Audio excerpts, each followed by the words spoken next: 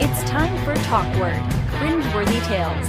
And now, your host, weekly humorist, editor-in-chief, Marty Dundix.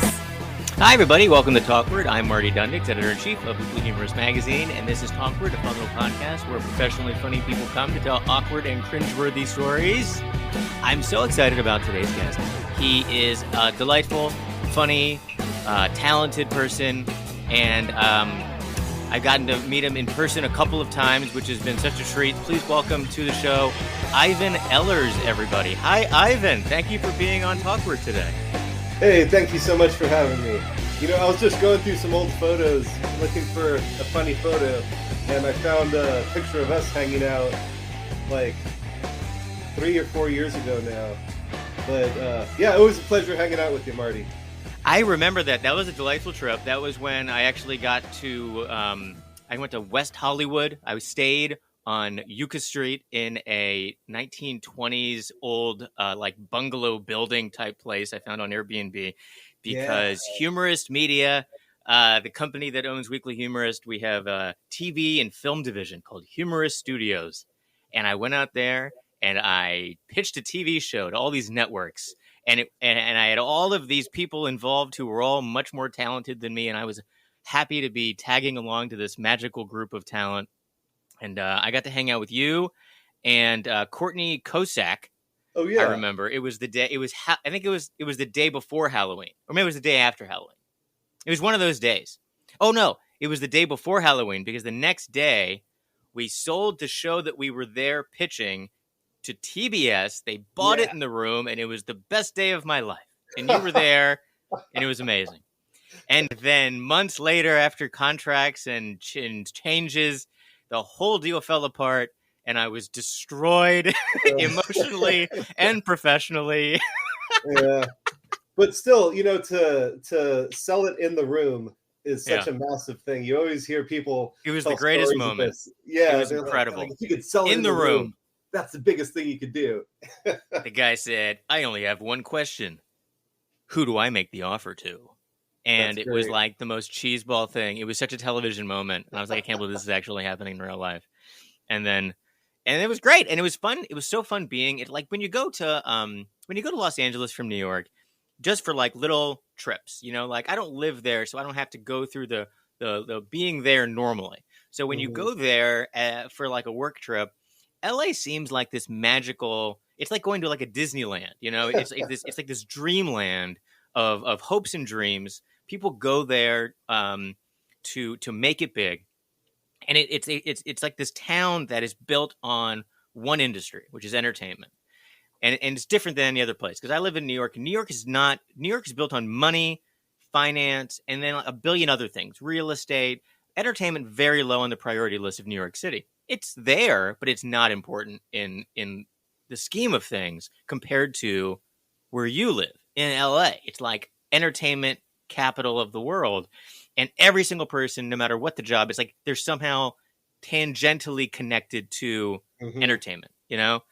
Everybody working at the Starbucks or the Coffee Bean is like this close to making it in some way, in some form, whether it be commercial acting, movie stuff, writers, whatever.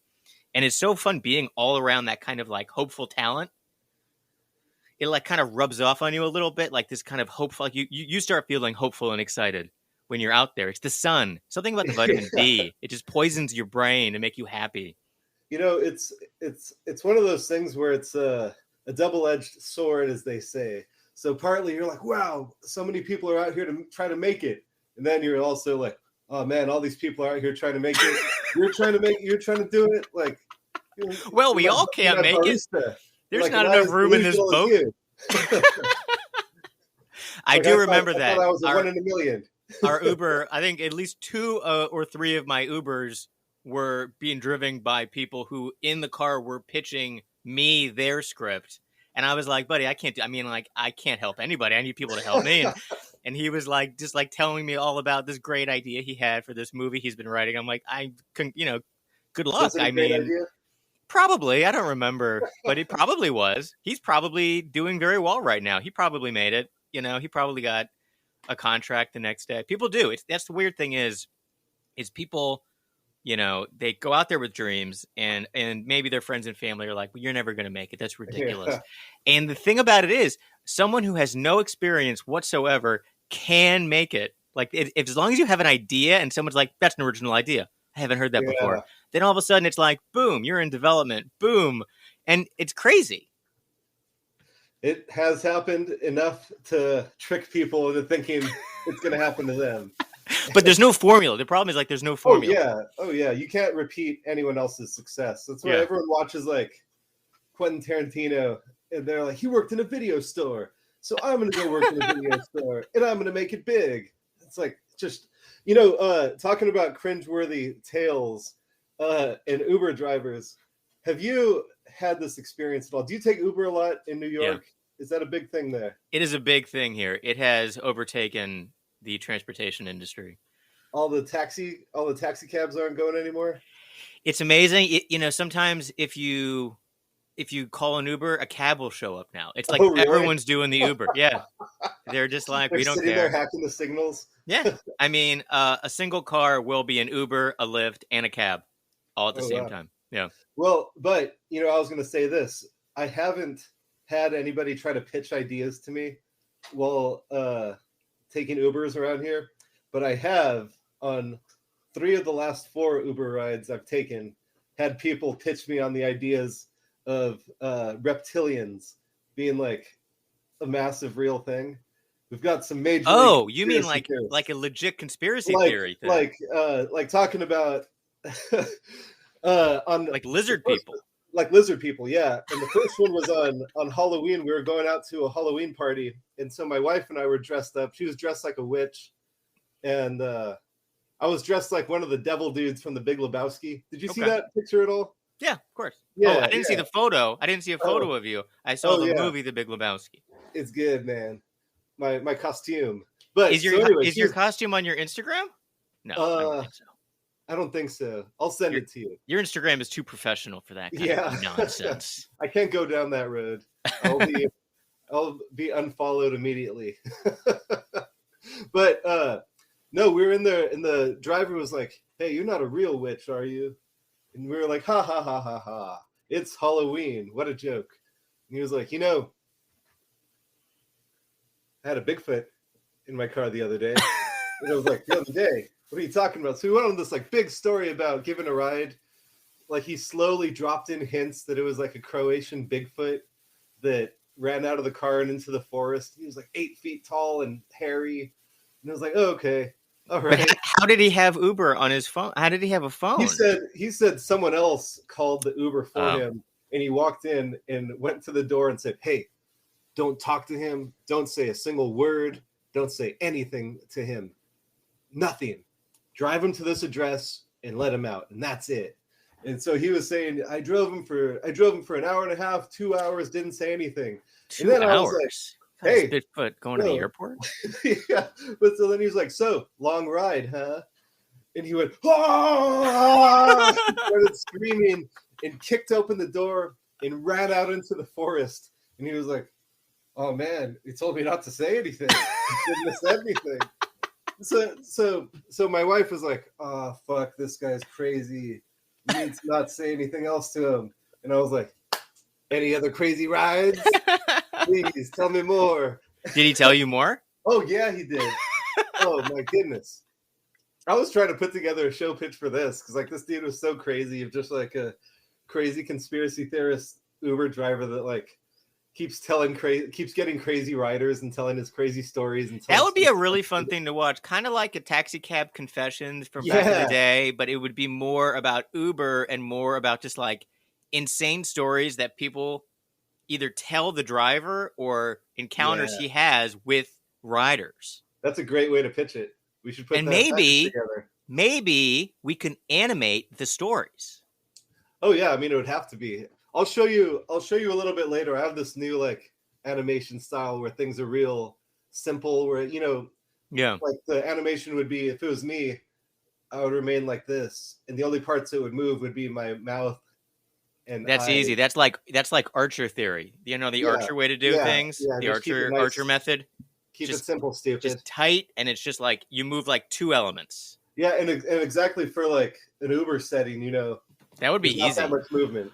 Guys, let's do this show. I don't know. I'm gonna have to cut all this out so no one steals our awesome idea. Yeah, But well, we talked about it. It's official. But it's been automatically copyrighted. Yeah. That's what it is. Once it's out in the ether and we said it. But yeah, I'm telling you, this dude, like his next story, he was like, I picked up a guy from Boston, little guy, real little, in a green suit, red hair, blue eyes. I was like, okay.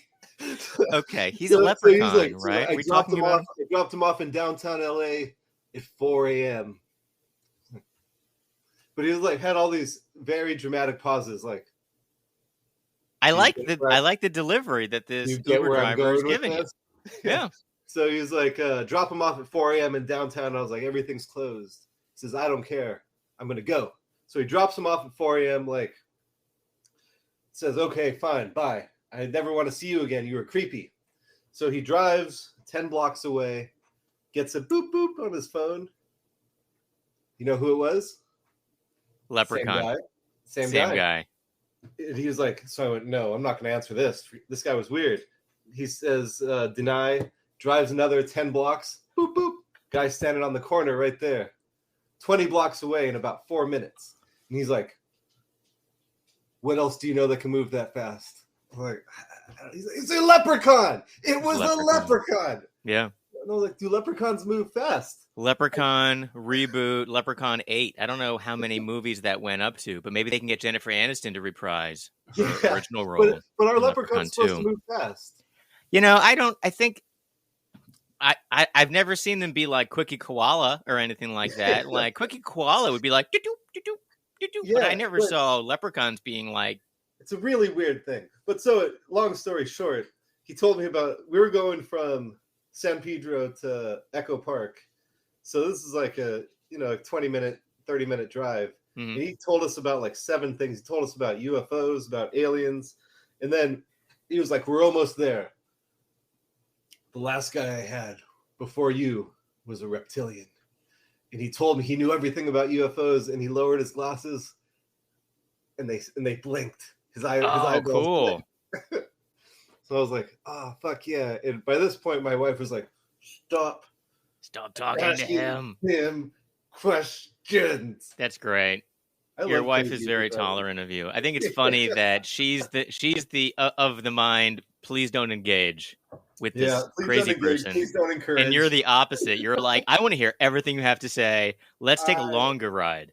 Yeah. And then the next Uber drive we had, I was like, hey, our last Uber driver was talking about reptilians. And the guy was like, that's crazy. There's no reptilians. And I was like, yeah, I know, right? And he was like, but the last guy I drove was half reptilian.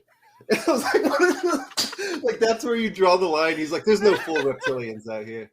There's half. I didn't realize that there was so many reptilians in the Los Angeles area. Yeah, and none of them have cars. Maybe that's why, because it's warm out there. Maybe that's why you guys have so many more reptilians. We don't have anything like that in the East Coast. Yeah. It's too cold. That's probably...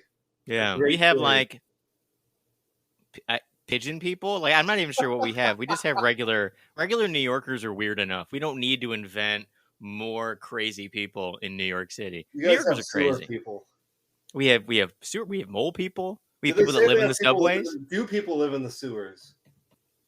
I don't think they live in the sewer. Maybe.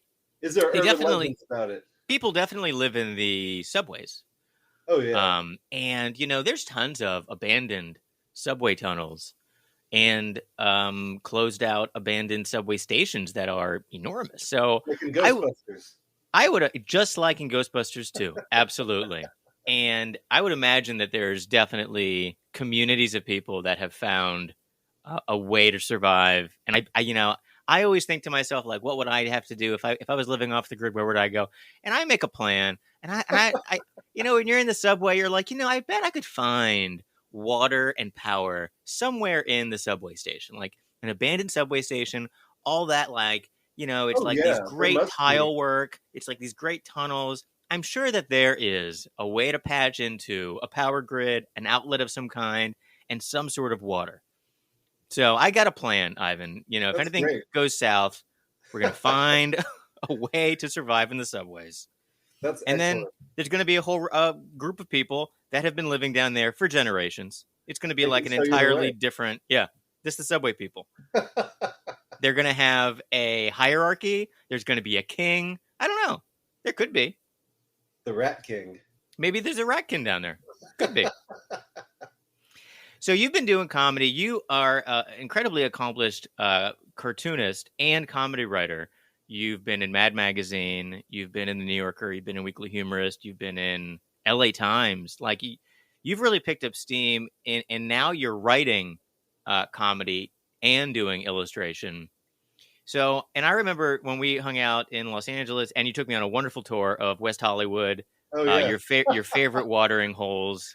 I like the seedy places, and you knew all the seedy places to go. Yeah, guilty as charged. And then remember, we ended up in this great hotel lobby with that big pool table. Yeah. It was a real fancy place that we met Courtney, who's another comedy writer. But it was a definite complete polar opposite to the places that we were wandering around earlier. Well, I think Courtney picked that place. Yeah. Like, I don't meet anyone at these other places. Yeah, never. So you started doing stuff for Mad, and was that kind of your first? Because you had a very non-traditional path to doing cartoons and comedy writing in magazines. I think when you first started out, you were just working at a regular job, and then you started doing art because of a leg injury. Is that right? Yeah, good memory. So I'd always kind of doodled, but I didn't ever really consider art. Art was my last resort if everything else failed. So very clearly everything else failed. But no, really, yeah, I started drawing with like doing digital drawing once I severed my Achilles tendon and I got stuck in a bed for a few months. So I was like, you know what? I was always against digital art. I was an old school purist, and I was like, I'm going to teach myself how to do this. And I was like, this is so much faster and so much better. So much faster. What a fool I've been. Yeah. But really, I didn't even consider doing magazine art or gag cartoons or political anything until Trump got elected. And I was like, this is so stupid. I have to use my power. Like my one skill, my two skills are to draw funny pictures and to make fun of people. And it's like, I'm gonna have to take this sucker down. You're very funny. Like you're a very funny writer. Your cartoons are very, they're really good. They're compositionally very good. You draw great people. The jokes are very simple. The faces are, they're recognizable, but they're fun. They're fun, cartoony versions of people in such a great way. This is a great one. This is one of my favorites. I'm going to show this up on the screen real quick. This is one of my favorites. Trump is being read a nighttime bedtime story by Mike Pence. And this is such a great picture. And this ran in Weekly Humorist. And it's so funny. His hair's up in curlers. And I just love the little hands. And just like every little added thing, like the sheets with this, the spaceships and the pajamas. You know why I put the spaceships on there? Yeah, Space Force. That was Stormy Daniels said he wore spaceship pajama pants. Really? Yeah, it's a good detail. I did not know that. But just great stuff. Like so much of your stuff is just so whimsical and fun. They're fun, but they're like very. They're very sharp jokes, they're very critical. They're great. And then some of your other work, for people who are listening to this podcast, please check out Ivan's work on Instagram. It's just a very good illustrator. You're a very good illustrator. You can do very tight stuff. Oh, thank you. That was this gentleman. He's a rapper out of Chicago. So I was doing a few of his album covers for a while there. And then you did a couple of things for who was the political guy you were doing some illustration work? I did a poster for Andrew Yang. That's right. Before he went. And, I was doing a lot of work for Childish Gambino. Oh, that's right. Childish Gambino stuff. I remember that stuff. And then he had teamed up with Andrew Yang. Yeah. And so that's why they pulled me in to do a poster for that. That was when they were doing a team up fundraiser for like a pop-up in LA as a fundraiser. That's exciting. I mean, you're doing celebrity work. You're getting called in to do big. I mean, those are big guns. I mean, Childish Gambino, he's huge. Oh, he's massive. Yeah, I did a bunch of things like I've done a bunch of shirts for him, but like for tours in Australia and stuff, and like all these tours that are far away, and I never got the shirts. And I saw him later, like selling for like $400 or $500. And I was like, oh man, fucking my shirt. Damn Did you get the originals? Did you get to keep the originals? No, I didn't get any of them. I was supposed to get them, but I haven't seen them. Oh man. But so you started, you did the digital stuff. So what was the first thing you got published, and how did that happen? Actually the first one that I sold, I had just put together a package of, I'd done like 10 cartoons, and I was like, I don't know what to do with these. I'm just pissed off, so I did them. And my wife was like, you should, what would you want to do? I was like, I don't know, Mad Magazine, but no one gets into Mad. She's like, you should send them. I was like, all right. And I sent them, and it's kind of a funny story where I was like, man, these are really good. I think they should pick these up. And I didn't hear anything back. And I sent them into the editor, Ellie Gertz, and I didn't hear anything back. And so I sent another message to her, and I was like, hey, I sent in like a few batches, but I didn't hear anything back. Do you want these, or should I offer them somewhere else? And they're like, yeah, we love them. We want you. We want to buy 2 of these. We sent you an email. And she forwarded me the email, and they just spelled my name wrong on the email. And I was like, oh my God, does this happen? No. But it's been a lifelong thing of people thinking my name is Ian and not Ivan. So people will write Ian all the time.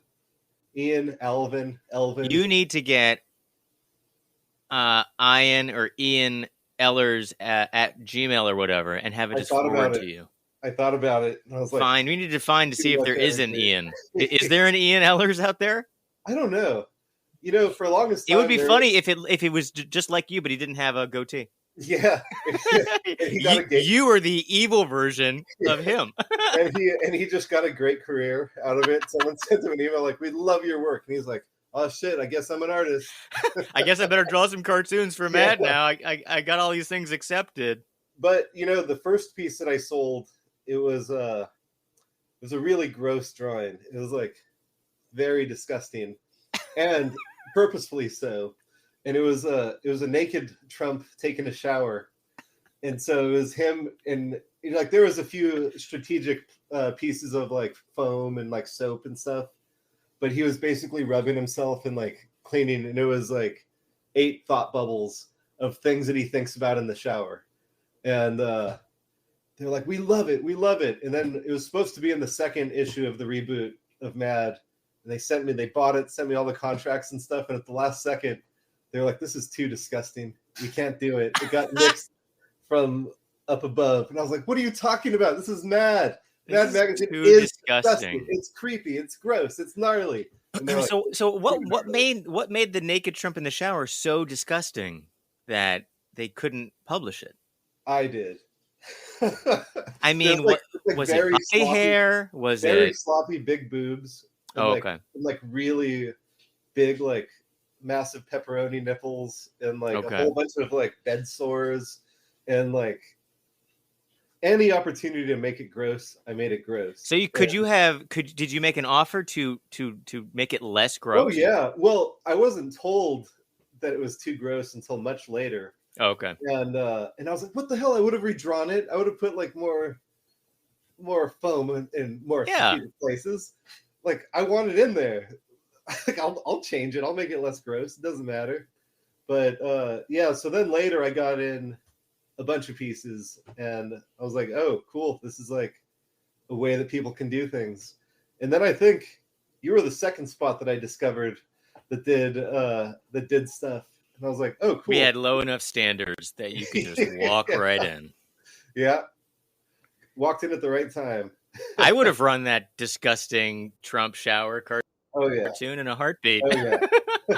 But, the bummer is like they bought it. And so I still have like 4 or 5 pieces that they bought and paid for and got an executed contract that they're not running anything anymore. They're doing a new cover, front cover and back cover, the fold. Yeah. But they bought a bunch of stuff that's just never going to come out. And it's like, oh, I would like to put this out. That's interesting. I wonder how long in the contract is it a buyout or is it a 7-year? Yeah, Mad is buyout. So interesting. Yeah. That's why we actually have a live chat that no one uses because nobody ever knows that we're doing this show live. But there is one person watching, and he wrote in, so I'm going to throw him up on the screen. Hello, Tobias. He says, greetings from Germany. So hello, Tobias. Thank you for watching from Germany. That's very nice of you. Greetings. Greetings, Tobias. I've been through Germany a few different parts. I've been to Munich and I've been to Bavaria, which is off the to whole the side. Bavarian region. Very nice. Yeah. They have the castle. They have the Cinderella Castle. You can go up there. This guy we got into a big cart with a horse-drawn cart, and he was wearing a little lederhosen and a little hat. And they sell these delicious pretzels and stuff at the bottom. The whole thing seems like it can't possibly be real, but it is. It's completely real, and everyone is very happy. I think I follow Bayern Munich a lot. I don't know if you do, Tobias, but I think Bayern means Bavarian, perhaps. But I think it's like a whole region of Germany. But yeah, I've been through these parts. It's a beautiful country. Beautiful country. Oh, it's a cartoon editor. Just like you, Marty. We're everywhere.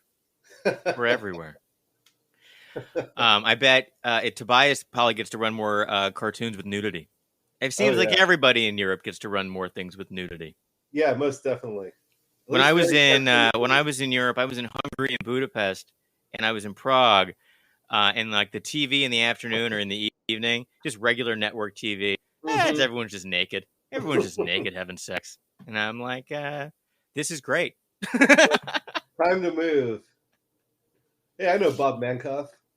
Have you met Bob Mankoff, Marty? I have. I got to hang out with Bob Mankoff for the first time. He invited me out to an event that was happening in the Lower East Side. There was a very cool and hip, like, underground comedy show where all of the scripts were being written by AI bots. Oh, really? And it was hilarious and weird and fun, and it was his birthday. So I got to hang out with Bob Mankoff on his, like, 75th birthday, I think. That's it may great. have been 75th, something like that. I don't want to age him older than he is. But it was a delightful time to have, like, a first meeting with this, like, legendary cartoon editor who was so nice to me. And we went out after and, like, hung out at this restaurant, and he had other friends around. And he just, like, welcomed me into his little group. And it was very special. And he was just a nice guy. Legendary cartoon editor Bob Mankoff. Have to have him on the show. The first time I talked to Bob, he was super nice, and he was like, "Hey, I love your work. Great work. You're obviously good at drawing. You know how to draw. That's good. You're funny." I was like, "Thank you." He's like, "But enough Trump. Stop drawing Trump. No more Trump." And I was like, "Yeah, you're probably right." Yeah, you're probably right. But it's like, fuck that guy, man. What's true is I feel like during the Trump stuff, everybody was doing Trump nonstop because it was all people could think about. It was hard not to. And he kept It was hard not to. And then at the beginning of the pandemic, same thing. Because everyone's constantly thinking about the pandemic. Mm-hmm. All the cartoons were all pandemic related. Because it was hard to distract. You can't, like, do a cartoon about ducks when the world is, like, ending. So, but it's so nice now where we've come out of Trump. We've come out of pandemic being obsessed all the time on the news. And I like getting cartoons and publishing cartoons that are just stupid cartoons again. It's like a freeing thing. Yeah, some regular jokes, just evergreen jokes. Now we're into World War III. I know. We had like 3 weeks. It's just like right now. I think I remember this maybe about the time that we got the second vaccine. So this would have been around end of April last year. There was about 3 weeks that was like, cool, things are fine. Yeah. We can go to bars and not have to wear masks. It's going to be cool. And then everything turned to shit again. And I think that's what we're going to have again. It's another 3 weeks and then dog shit. That's a great outlook. Thanks, Ivan, for the report of how everything's going to be gone to shit in 3 weeks. Yeah. Mark your calendars. Ivan has predicted. Hey, thank you, Tobias. That's so nice. Tobias, our live listener, is checking out Ivan's work. Everyone should go check out Ivan's work. Go on Instagram. It's Ivan_Ehlers, or follow him on Twitter at Ivan Ehlers. And so for the schedule right now, as a working comedy writer and cartoonist, so you started getting stuff in the New Yorker after Mad and Weekly Humorist. You started sending stuff to Howd and to Emma. Did you have like an in? Did you have to talk to other comedy cartoonists and say, how do I get in to the New Yorker? Yeah, well, I've been, as many questions as I had about how can I get into the New Yorker cartoonists were like, how can I get into Mad? So we kind of, there's not that many people really that are doing cartoons. Like, what would you say, 50 to 100? Yeah, it's a small pool. Like, it is a small pool, and like most people know each other in some way. And especially if like you respect each other and you like each other's work, you'll start talking and stuff and set up a meeting to come out to New York. That was actually the first time I ever went to New York, was to go meet with Emma. And she was like very, very intelligent, very funny, very talented lady. And yeah, it was a fun time. Oh, hey, Bob, we're at 500 plus now. You kidding me? Bob Eckstein, everybody. He's watching live. He's saying that now there's even more cartoonists out there because everybody wants to get into. Yeah, but I would say like consistent people that like work consistently. Yeah. The regulars. Yeah. The regular folks. But yeah, I mean, people that are like tossing one in every 6 months, probably 5,000. So for a schedule for you, do you do weekly batches for a place like the New York? Yeah, I don't do the 10 that everybody does. I do 5 per week. And yeah, I should do more, but the stuff you do is great though. And tell me how you got into doing more specifically writing, because I know you've been doing the cartoons and then you started sending in comedy articles, which are also super funny. Oh, thank you. Like the one that I ran in Weekly Humorist about how to be a director is so funny. Oh, thank you. And just you've written a bunch of stuff like that is just very entertaining. Like you have the talent to do the art, and then when did you say I could actually do the writing too? Yeah, it takes so long to do drawings. I was like, this is so it was a time management issue. Yeah. You're like, I can do everything if I want. Yeah, and I've always fancied myself as more of a writer anyways. And the type of drawing I like to do is like different type of drawing. Yeah. I like to do like closer to the type of drawings you do, like more expressive. Mm-hmm. Like you do a lot of watercolor, cool drawings and stuff. And I like doing like very weird sorts of drawings. And so I was like, can I get the joke without depending on a drawing? Can I just like write stuff that's funny and good? So at first it was kind of a challenge. And then I was like, hey, this is a lot faster. This is great. That's so funny. I would say it's easier to draw a picture than to like write a book. Oh, yeah. Most definitely. But when you have to draw 100 pictures, that's true. Book, it's like, oh. That's true. Yeah. Are you gonna have you thought about writing a book? Oh yeah, I got this. What is it? The master class. That thing. Who's the teacher of the book writing masterclass? Well, actually, I first got it for David Sedaris. Okay, yeah, he's great. I was like, I would like to know more about humor writing. So that's the reason why I got it. I love him. We went to go see him a few months back in Pasadena. He's very funny. He's great reading. And but then they had a bunch of other writers that did stuff on like how to write a novel and how to write a mystery and how to write a thriller, and the way they pitch it, you're like, oh hell, I could do that. That's Yeah. easy. Is You're that all like, there is to it? all I have to do is watch this video and I can write this murder mystery? Okay. Yeah. And but yeah, I got like just like a lot of screenwriters and playwriters and writers in general. It was going great until I got to the third act and went, oh shit, how do I resolve all this stuff? It all has to go somewhere? There has to be a resolution? And, there's always people that say like, don't, there's people, the school of thought that's like, you have to know your ending and you have to build to this ending. Yeah. And then you have people that are like, just write, it'll be great. And so I kind of did a 50-50 between the two, where I just started writing, but I had an end goal in sight. Good. But to pull all the strings together, I was like, oh shit. Well, that's kind of I think that's the mentality of how like a Curb Your Enthusiasm is improv, but what they say I've heard is this is where we have to end up. Yeah, exactly. So however you want to get there in this scene, you can do that as long as you end it here. And then they kind of let them rip. So I think that's a good way to plan. Like I would say maybe outline and say this is where everything has to end. And now let's kind of get all kind of weird and strange and improv-y and oh yeah. Let's get here somehow. Yeah, that's so you gotta get here somehow. I can't believe like how good those episodes are. They're so good. They do that, and so smart. So you started out with the cartooning, and you got into cartooning, and you stopped doing this like regular job that you had been doing, and you moved tires and you were selling tires. Like you're just like a regular Joe selling tires, and then you hurt your leg, and then you say, I think I'm going to learn how to digitally draw, and then just like boundless amounts of creative comedy start coming out of you. And you're getting in all the magazines, and now you start thinking about TV development, animated shows. We have a project that we've worked on. I know that you have a ton of projects kind of in the mix, and you have something that's what's her name? Dee Dee? Oh yeah, Dee Dee Sawyer Ghoul Destroyer.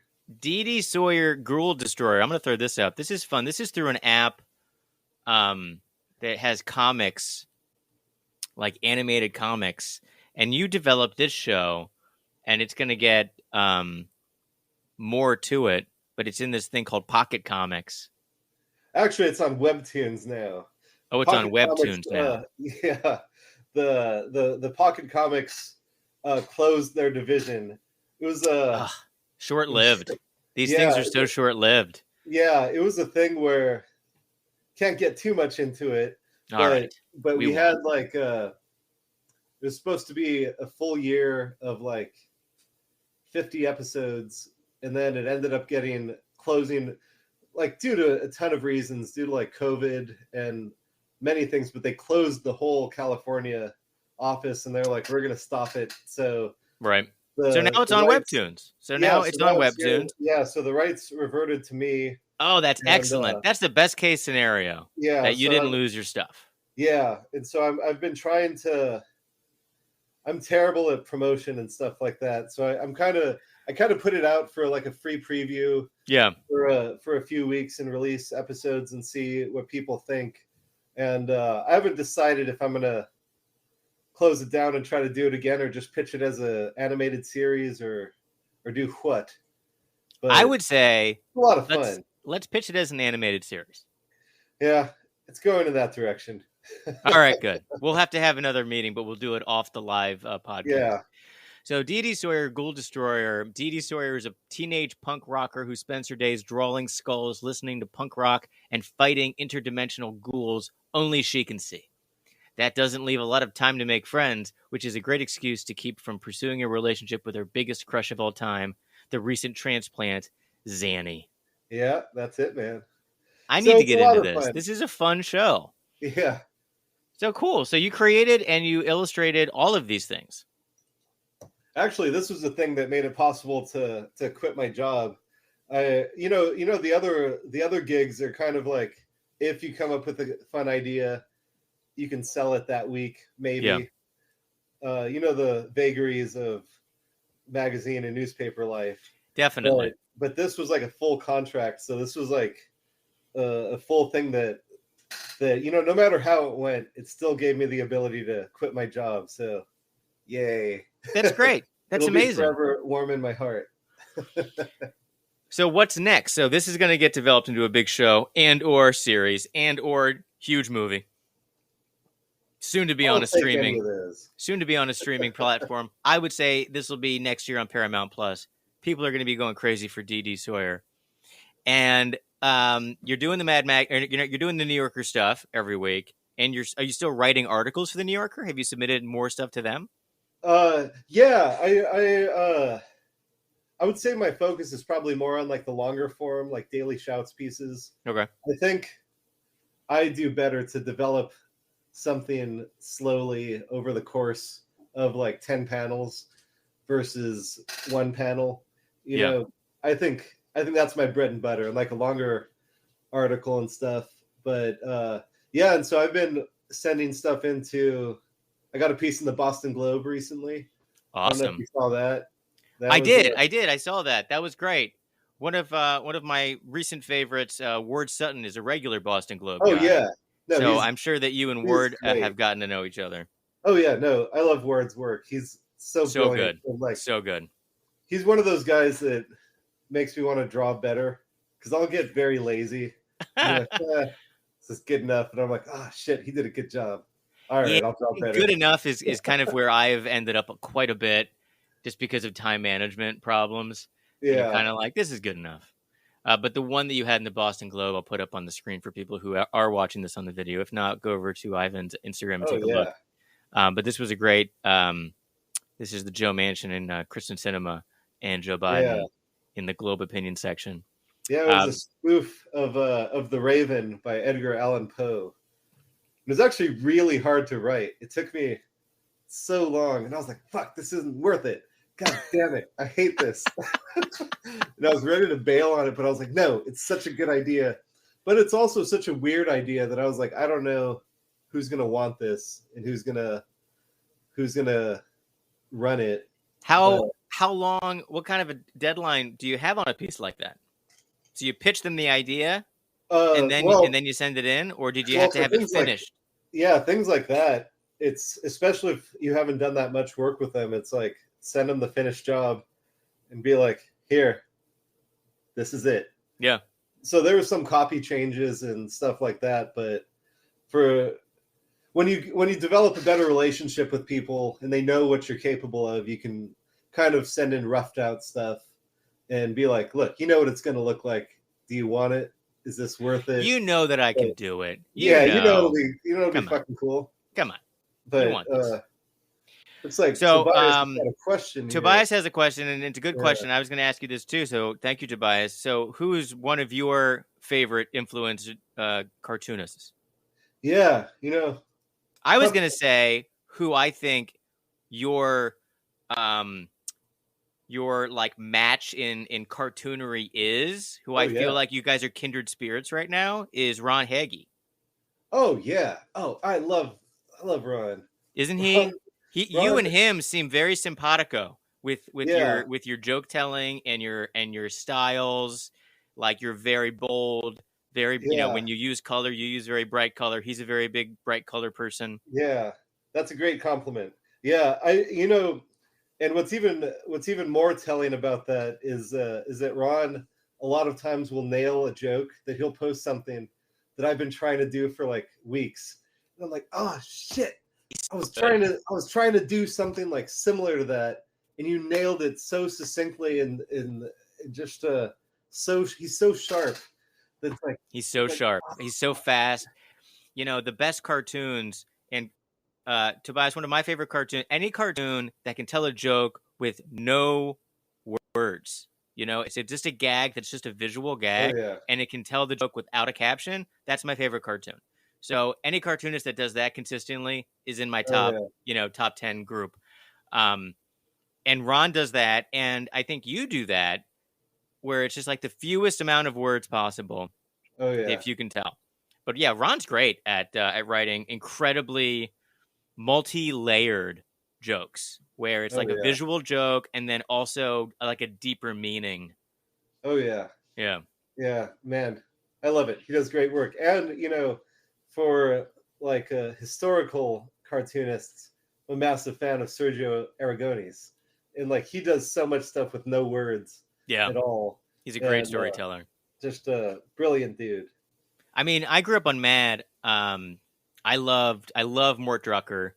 Oh yeah, You know, for influences like people that I would just sit there and copy. Like I would get my copy of Mad magazine and I would like draw exactly as much as I could. I would trace, I would draw, I would try to mimic. I would see how he would do portraiture and caricature and stuff that wasn't, because if you went to like the fairs or amusement parks and there would be like a caricaturist, that would be one type of doing like a caricature, that style, yeah, where it was like the big yeah, head or whatever.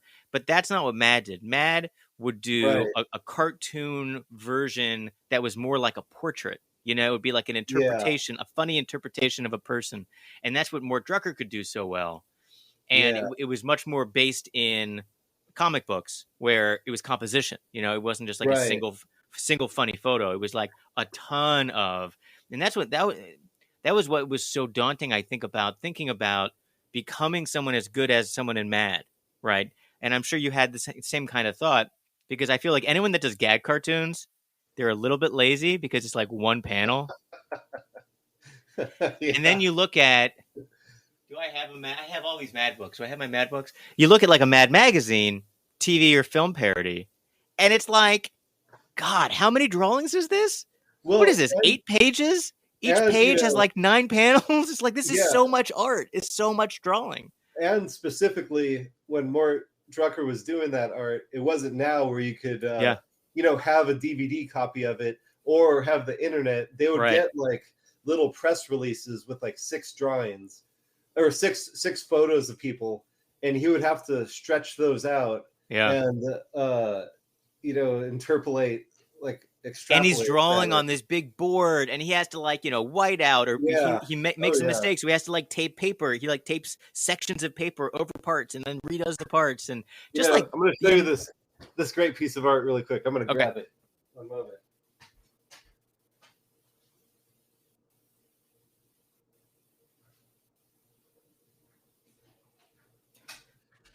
I got a nice combo. Wow. So Here we go. Look at that. That's beautiful. That's Mort Drucker, Mort Drucker by Drew Friedman. Drew Friedman. Yeah, and this was when that's a beautiful picture. For those of us listening on the podcast, Ivan has a beautiful framed picture of Mort Drucker, that wouldn't fly, drawn by Drew Friedman, also an amazing illustrator. Oh yeah. And when I first started sending stuff into Mad, one of the art directors, Bern Mendoza, came up to me and we were talking, and he was like, yeah, I said you're like the son of Mort Drucker and Drew Friedman. And I was like, wow, yeah, I'll take that. Because that is how I, like, when I was first drawing, it was like a 50-50 between those two of like weird the way that like weird gestures. Yeah, and the hands, like you do the hands like Drew does hands. Oh yeah. They're a little bit smaller, and they're always like very like little fists. They have little fists. And also a very good thing that you do that Drew does is the importance of the contour line around the head, the thicker contour line than the internal lines, which are a little bit lighter. Oh yeah. But like having the weight of the outside line on the person, it just grounds them more. I don't know. Oh, yeah. I did that too when I did newspaper illustration. I did a lot of portrait stuff for editorial, and it would always make the image better when I added a darker, thicker, heavier line around the contour of the head. It always made it more. It made it more punchy. It made it better. It made it feel more finished. And that was very much like a Drew Friedman. Most definitely. Yeah. You went to art school, right? You're like a trained artist. Yeah, I'm like a trained artist. I went to Syracuse. I did the illustration program at Syracuse. I did lots and lots of art over 4 years there. I did art high school and middle school, after school program. I lived this place called Maryland Hall for the Creative Arts. So I studied like classical portraiture since I was in like 4th grade. That's great. Yeah. So I did like old school oil painting all through middle really? high school. I did like humorless, just like The weekly humorless? it was like Renaissance looking, Da Vinci's triangle, like serious painting. Oh yeah. And then I got to college and I was like, I like doing this. Mechanically, I like doing this, but I like it silly and fun. So that's when I started going into more of the humor and the editorial. So it was like, how can I do portraiture but make it like screw it up a little bit, like make the face a little bit more mushy and funny. And that's when I got more editorial. And then there's so many people like, I don't know who were your illustration heroes. I remember in college we had to pull. I actually talked to Mort Drucker for a college project. Oh, wow. I had to call him on the phone and I had to interview him for a project for my illustration class. Whoa. And he was a nice, very nice man to talk to, this random college student.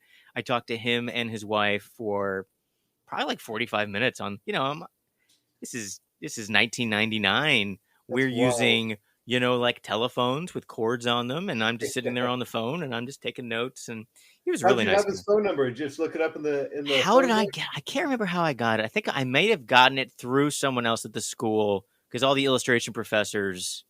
I may have gotten it through my illustration professor who knew him through illustration work. That's great. He was like a friend of a friend gave me his number, and I hunted down his number, and then he was like, oh, and then also Sam Viviano was nice enough to me. I wrote to him when I was a senior in college, and I sent him my portfolio, and he let me come in when I was back in the day. You would have to go to magazines you had 2 portfolio cases. Yeah. They were like the black leather portfolio cases, and you had to have 2 because you had to drop them off at the magazine. You had to leave it behind, and you'd leave it behind at the mailroom window. You wouldn't go in the real magazine; they wouldn't let you in the lobby. You had to go around to the mail drop where like the UPS guy was, and you would sign out, say I dropped my portfolio off, and then you'd come back the next day. So you have to have 2. So you drop off one, and then you'd go to like Newsweek and drop off the other. And Sam let me come in. I like made an appointment, and I'd sent him my stuff, and he had written me back like handwritten rejection letters. That's very nice. And he drew little pictures. He drew little pictures on them. Yeah. That's awesome. No, it's not right here. I used to have. I have all the rejections. I got rejections from everybody, Ivan. I got rejections from New Yorker. I got handwritten rejections from Vanity Fair. I have them all. They're very nice. That's so cool. That's a fun thing to have. I would love it. Don't you have all of your keep and look at so you can tell yourself to do better? I got no printed out rejections. Like usually nowadays, if it's rejected, you just don't hear anything back, or you just get ghosted, or you get an email that's like, "Oh, we can't use this. Thanks." And so it's not that cool to like print out an email and be like, "There it is." So what is coming up next? What's on the horizon for Ivan Ehlers? Yeah, what's coming up? Just trying to put together some animations. I tried figuring out that one. What is it? Adobe Animate. I use Adobe Character. It's called Adobe Character Animator. Yeah. It might be a different program than Adobe Animate, which actually might be harder. Oh, maybe. But Adobe Character Animator is exactly the kind of thing that you're talking about, where it's just animating like one little piece. That's all you need to do. You can animate one little piece, and then you tell it you make it into a puppet. So let's say I'm doing a drawing. It's just like it's this regular head and eyes and face, and then you assign each part of the face. It assigns it, like maybe it's a vector image, or maybe you did it in Photoshop and you assigned each layer and you said eyes, nose, mouth, whatever, eyebrows, and then when you set it up in Character Animator, it scans your face for the camera. And then I'm talking, and then my character is talking when I'm talking. So it instantly will animate the eyes and mouth and movements, and it will take a pre-recorded audio, and it'll lip sync to that audio. So if someone else does the audio, you can just roll it in there, and you can do a character. So we'll do that on an offline thing. I'd love to show you the stuff that I have, but I have a test character that I play with. I actually have the the Weekly Humorist mascot, Jarvis T. Weekly. I have him as a character, so I can like animate him, and he like dances around, and he walks, and he runs, and you can make it do anything. And I didn't know his name was Jarvis T. Weekly. What's the T stand for? Jarvis T. Weekly. That's the T. That's like TEA. It's just T. Period. I think it's actually Tiberius. So Tobias, you're very close to Jarvis's middle name. It was like Ulysses S. Grant. The S stood for S, right? Is that true? Name. I believe so. I don't know. I say a lot of nonsense. You can never tell. But I believe you. I think that it is. I believe you. I believe me. So are you trying to do animate to do some? Are you making some short films? Yeah, I've been trying to figure it out and work with it. It's basically to pitch shows. I like doing proof of concept stuff. So instead of putting together like a nice pitch deck, kind of show like how it would work. Yeah, I feel like this is imagine professional voice actors and not just me talking. But this is basically how the tone would be, and this is how the cuts would be, and this is how the general feel would be. So that's kind of what I've been building to see how it goes. That's exciting. Yeah, because it is a lot of fun coming up with stuff week to week, but I need something that's going to be like longer term. Yeah. That's how I am with Weekly Humorist stuff. It's like it's a tight schedule, and then I get the issue together by Fridays, and then by Friday I have the whole week's of content. You have this many cartoons, this many articles, and then it goes out, and then you make the magazine, and then it starts all over again on Monday. Yeah. It's like this never-ending cycle. I know. So it would be nice to make longer things, and that's why I like doing TV and the film development stuff, because it's like these are big projects that can go somewhere and then be done. Like Weekly Humorist is never done. It's just always happening. You're a regular Sisyphus, aren't we all? I'm always pushing that comedy boulder up, and it never ends. It never ends. It's true. I'm the Sisyphus of middle to bottom fringe comedy. Yeah. It's a good place to be. It is. You could be at the top of that hill momentarily. Sure, for a second, and then right at the bottom again. Right at the bottom. Oh, is it Monday again? Yeah, shit. It always is. It always is. Ivan, it's been so nice talking to you today. Always a pleasure. Always just tons of stuff to always talk about. You're always welcome back on Talkward, and I'm sure you'll be back here soon. And hopefully I'll see you. I'll come out to LA, and we'll hang out again, and I'll get to meet your lovely wife, and we'll hang out with the whole West Coast comedy crew. We can talk to Lars. I can maybe meet Lars. I can maybe meet Diffie. I want to hang out with all you crazy comedy people out in the West Coast. We've got a few good ones out here. I know. You guys, I get to see all these photos of you guys hanging out. And I'm like, oh, man, this West Coast comedy people are also laid back and chill. All the East Coast comedy people are so neurotic and crazy. Well, that's New York versus LA in a nutshell. That is what it is. Thank you so much, Ivan. If people need to follow Ivan at Ivan Ehlers on Twitter and at Ivan_Ehlers on Instagram. Do you have a website? Do you have a portfolio website? One of these days I'm going to have one of those. You don't need one. All you need is Instagram anyway. Yeah, I say just Google me. You'll find it. Just Google. All right. Well, thank you for listening to Talkward. Follow us and subscribe at Talkward Podcast. Follow us on Instagram at Talkward Podcast. And subscribe to Weekly Humorist. Thanks for listening to Talkward. Please subscribe, follow us, and visit weeklyhumorist.com.